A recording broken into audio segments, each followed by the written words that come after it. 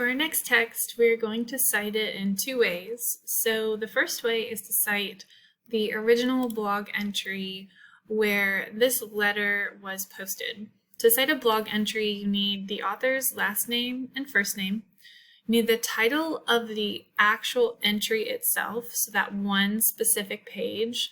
You need the title of the entire blog. You need the date that it was posted, and you need the URL. Okay, so let's find those items here on our blog entry.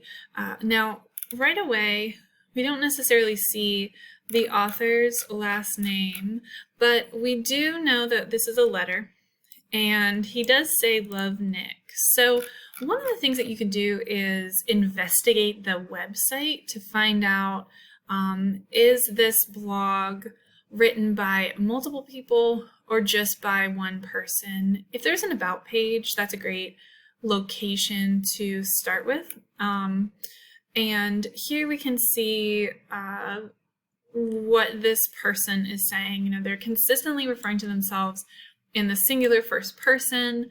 I read them. I'm the only one who has access to the questions. So we can assume that this Nick individual is the owner and responder of this blog, the Red Hand Files. So the next question is, who is Nick? What is his last name? We might have to poke around a bit more, or we could ask a Google, you know, who writes the Red Hand Files, but I already know this information, so I'm going to take us back to the web page, and I'm just going to share that information with you. This is Nick Cave's blog.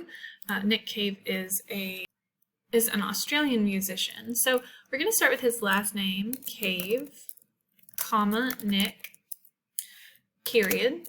Remember, after every element, you always want to ask yourself what punctuation is needed.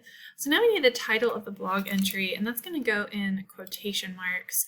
So the title of this blog entry is specifically issue number 248. You know, there's some other information. There's a question here and a question here, but I think that because we see that all of the questions that he answers on his blog are numbered, that's the best title to go with.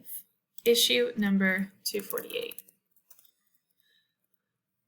Now we know that we need punctuation after this. First it's a period, and then it's quotation marks. And now we're going to put the title of the blog, and that's going to be formatted in italics, the Red Hand Files.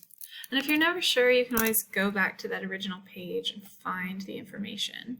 So now we need to know what date it's formatted. And remember that MLA formats dates as day, month, year. So this is August 2023. We don't have a specific day, but we have month, and MLA format abbreviates that month, and the year 2023. We need a comma, and then we can copy and paste the URL, avoiding any kind of blue text or underlined text. I don't love that there's this odd space here, but it's how the program is showcasing it, so I'm just going to leave it alone. That is how you cite a blog entry in MLA format 9th edition.